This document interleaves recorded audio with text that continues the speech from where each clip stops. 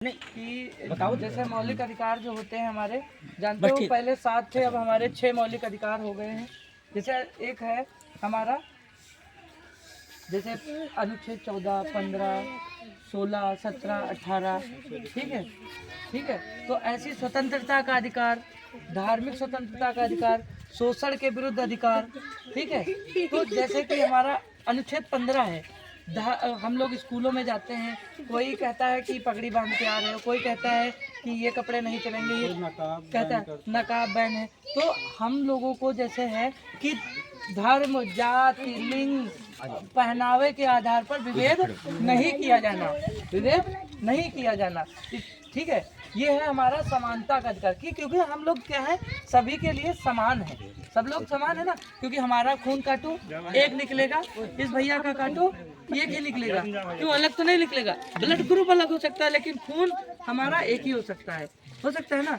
ऐसे ही जैसे कहीं भी रहने की स्वतंत्रता, हम लोग कहीं भी रह सकते हैं ना, कहीं भी हम व्यापार कर सकते हैं। आप रहते यहाँ हैं, पंजाब में व्यापार कर रहे हैं, कोई दिल्ली में व्यापार कर रहा, कोई कहीं। ये हमारा एक जन्म सिद्ध अधिकार है, हमारे संविधान ने हमको ये अधिकार दिया है अनुच्छेद 19 के तहत, अनुच्छेद 19 के तहत। अच्छा, हमारी गिरफ्तारी हो जाती है, देखा होगा बहुत लोगों को, लेकिन क्या होता है, कहते हैं वकील अपना चुनिए। क्यों?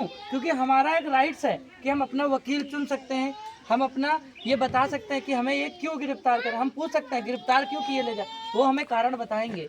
कैसा होता है कि आजकल गांव में लोगों को ऐसे ही उठा लिया जाता है, क्योंकि क्या होता है, थोड़ा बहुत पैसे दे करके उनका नाम बता दिया गया और वो क्या किए, उसको उठवा दिए, तो वो उठा ले गए। ये भी नहीं पूछा कि क्यों उठा के ले जा रहे हो, क्योंकि हमारे अंदर बोलने की जरूरत वही नहीं, क्षमता ही नहीं, क्योंकि हम जानते नहीं कि हम पूछ सकते हैं कि हमारा जन्मसिद्ध अधिकार क्या है, कि हम पूछ सकते हैं ना क्यों हमें गिरफ्तार करके ले जाए। यही कारण है क्योंकि हम लोग जानते नहीं हमारे मौलिक अधिकार क्या है। होता है ना, बच्चों को छोटे छोटे कारखानों में बच्चों को जबरदस्ती काम कराया जाता है, देखा होगा, आप लोग भी देखते हैं, हम लोग भी देखते हैं। उन बच्चों को पढ़ने के लिए प्रेरित करना है, क्योंकि उनका जन्मसिद्ध अधिकार है कि वो शिक्षा ग्रहण कर सकते हैं।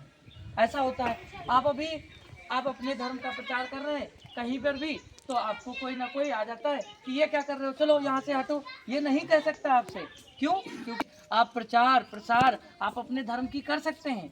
शिक्षण संस्थान अनुच्छेद 29, देखा होगा, कई एक मदरसे और कई एक सांस्कृतिक कॉलेज जो संस्कृत बेस्ड शिक्षा देते हैं, मदरसे जो अपने धर्म की शिक्षा दे रहे हैं।